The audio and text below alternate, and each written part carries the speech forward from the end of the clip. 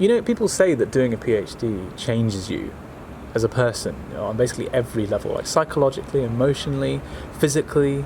You are different. What I'm trying to say is I have a beard now.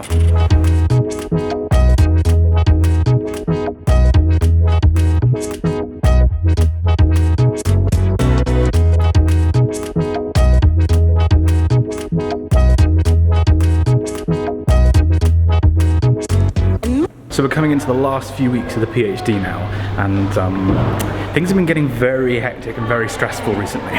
So you have to remember that most PhDs have at least two supervisors, right? You have a main supervisor and then you have a second supervisor that's you see less frequently, and they're like a check or a balance on the system. And I recently showed my thesis, which is about 100 pages long, it's still not complete yet, to the second supervisor, and the reason everything's been particularly stressful recently is because basically he disagreed with the direction that my main supervisor had taken with the project and didn't feel comfortable with me submitting as it was. So what that's meant practically is I've basically had to rewrite the whole thesis. You'll have to excuse the slightly shoddy audio, I left my microphone in the office. You might have noticed, by the way, that I have some writing advice from my supervisor on my desk. The cat sat on the mat.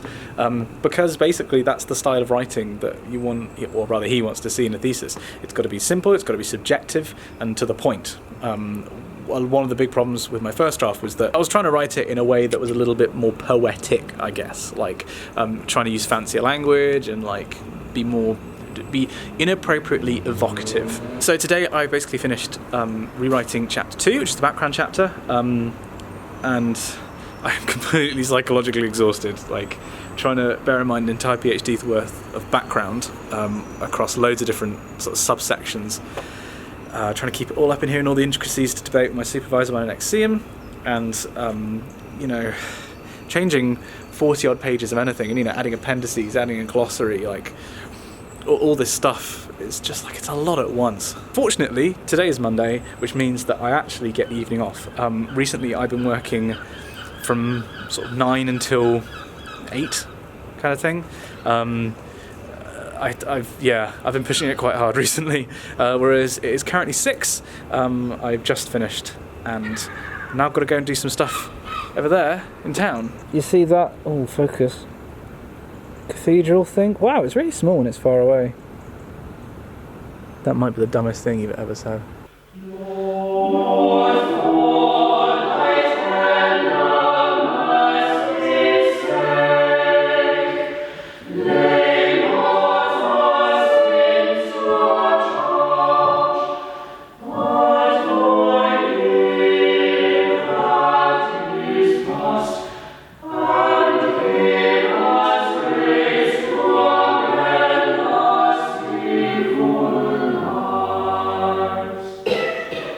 So we just did the St. Martin's concert, which is what we do every week. It's like a short little thing of choral music. I think I actually fell asleep in the middle of a solo I was doing. Like, I have no recollection of like 4 or 5 notes.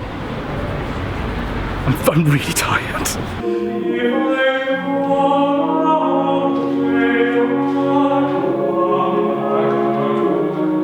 I just ate like 800 calories of pasta because I was too tired to make anything else.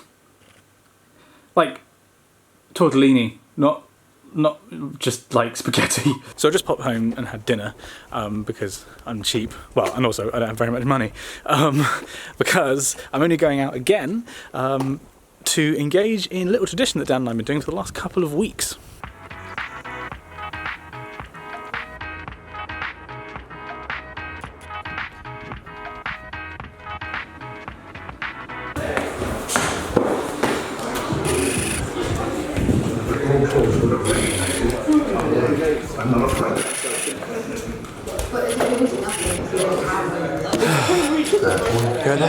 Thanks, Ed. So there's this bar in Exeter called Hole in the Wall, which is very out of focus apparently, and basically they've been showing Game of Thrones every week. See, now you're in focus.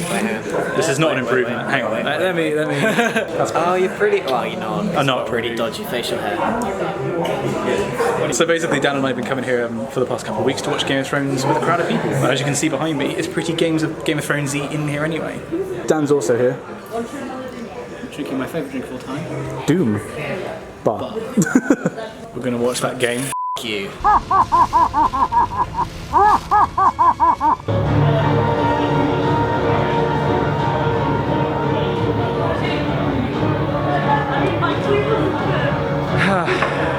Yeah.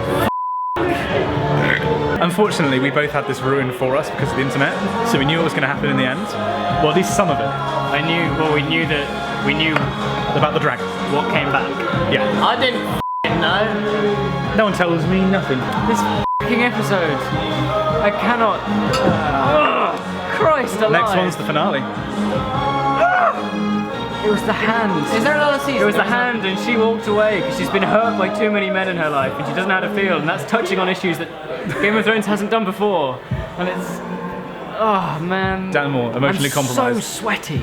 I'm sweating a lot.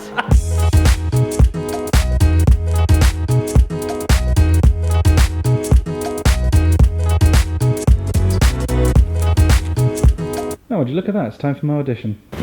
So I'm here in Cornwall House. This is a room I don't think I've shown you before because I've not been in here before.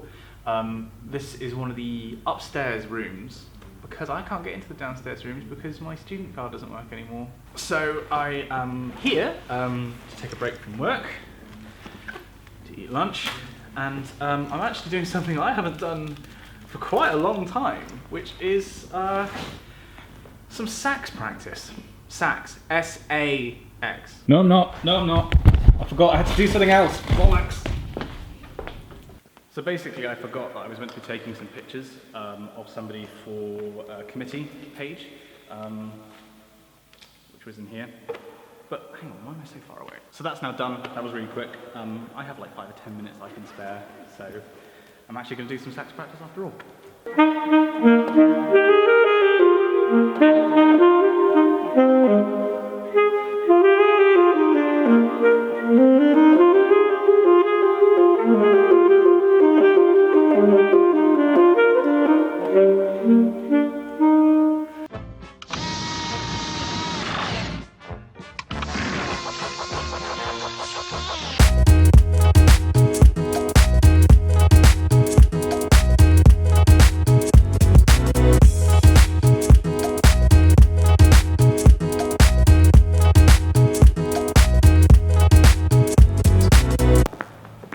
So it is currently 8:30.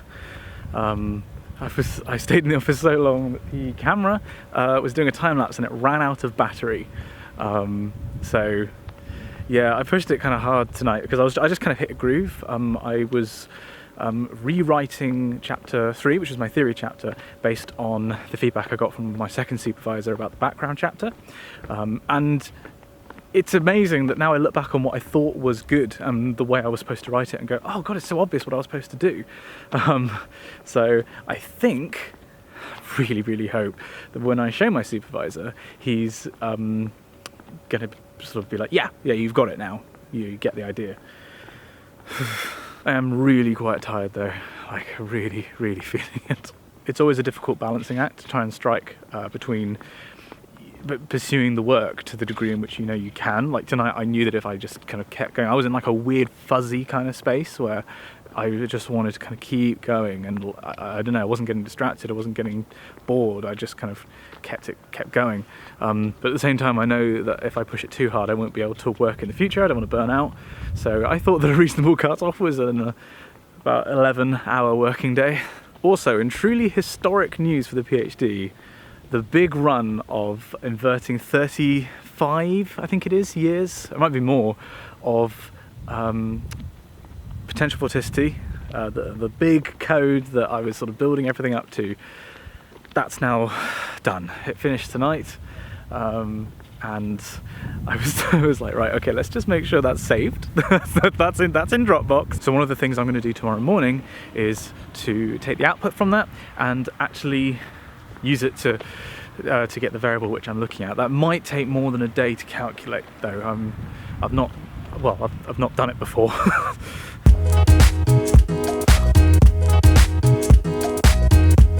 Okay, it's 8 o'clock. I am just about to go in. Weird day. So I've got a meeting first thing about my thesis rewrites. I then have a bunch of programs to run on the output of the inverter, and a little bit more coding to do on another, well no, it is related, another related project. And then I'm coming home at lunchtime for reasons which will become clear.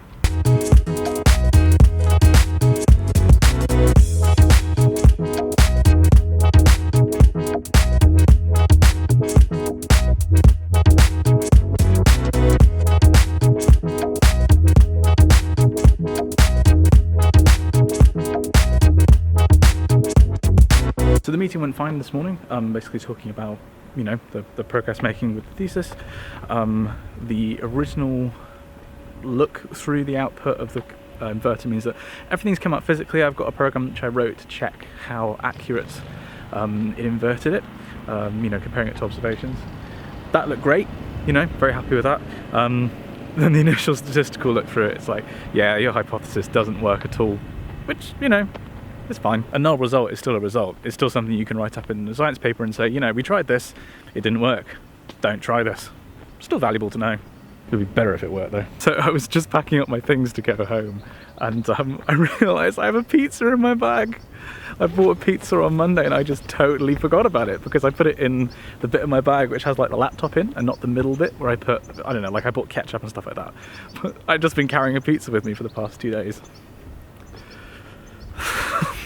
So obviously everything's very intense at the moment, and over the course of the past, I think 5 weeks, I took 1 day off. Like I've been working weekends. As you saw yesterday, they're very long days, and it has been, I'm a level of tired that I don't know if I've ever been before. This is approaching what it felt like at Oxford Finals. So it's important to take care of myself, which is why I've come home. I've given myself half a day off this week, and you may ask why on Wednesday and not on the weekend? Well, there's 2 reasons. One, I work better on the weekends, like when there's no one in the office, or for some reason I just seem to really, really work well. Secondly though, just because it's a day off doesn't mean that I stop working. So, we're recording the Wikicast, which is Dan and I's podcast, which has gone really surprisingly well. Like, yeah, we're in the charts for podcasts, which is nuts. Fucker!